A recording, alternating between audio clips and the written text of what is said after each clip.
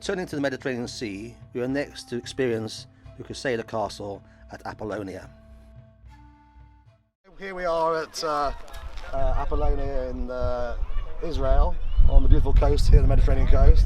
Over there is a castle built by the Crusaders in the 12th century, and it's on this spot here took place a battle between Richard the Lionheart, who we all know, and Saladin, the leader of the Muslims. And here Saladin suffered his worst defeat. Apollonia has a complex history. A crusader, perhaps the most successful, Baldwin I, took control here in 1102 after a siege by land and sea, and he allowed the inhabitants to leave.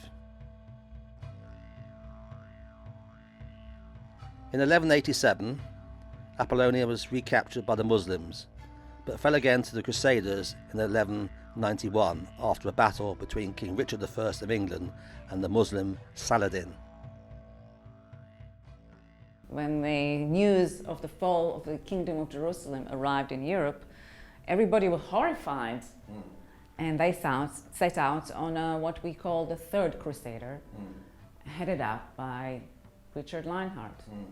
Richard never recaptured Jerusalem from Saladin. He remained under Muslim control, but he got permission from Saladin in the Jaffa Agreement for Christians to go and worship in Jerusalem. And he came here, also the big battle between Richard and Saladin, right here. Because the Crusaders were always a minority here in Israel, or the Holy Land as they called it, they had to fortify themselves. So they built little forts, and bigger ones, and some really, really large ones. Unfortunately, a Mameluke guy called Baibars, who was the one to finally expel the Crusaders from the Holy Land. 1265, Baibars come here with his army, lays siege to a castle. The battle lasts for 40 days. Eventually, they see that they have no way of holding on to this fort. So they go to Baibars and say, "We are willing to surrender if you promise us our lives." Baibars says, "Okay, no problem." And he seizes the castle, after which he makes the knights burn it down, tear it down, and then he takes them all prisoners. He wanted to make sure that they don't return, so he went from one castle to the other and just destroyed everything he could see. A short distance along the Mediterranean coast lies another treasure of the ancient world, Caesarea, where amongst a wealth of Roman and Byzantine ruins are some significant Crusader relics. Nobody comes to Israel without hearing about King Herod. He took 12 years building this city, and he said, "I'm going to build a beautiful Roman city that has everything that a Roman city needs to have. A theater, a temple, sometimes a horse race, baths, Roman baths. These are the things that Herod had built. When he had completed building this beautiful city, he named it Caesarea after August Caesar, who had just come to power. In 1101, the Crusader Frankish army under King Baldwin I conquered Caesarea, and Caesarea became the seat of an archbishop, and Franks, Eastern Christians and Muslims settled here. Later, the Genovese found a green-coloured glass vessel in the city and declared it to be the Holy Grail, the goblet used by Jesus at the Last Supper.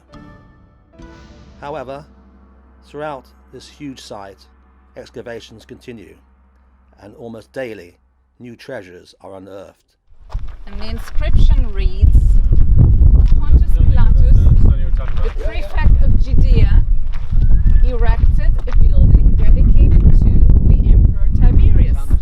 So this is a proof that a person by that name really existed.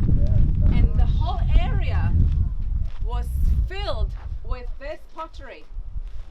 So they left this here for us to understand how it was covered and how it was really preserved.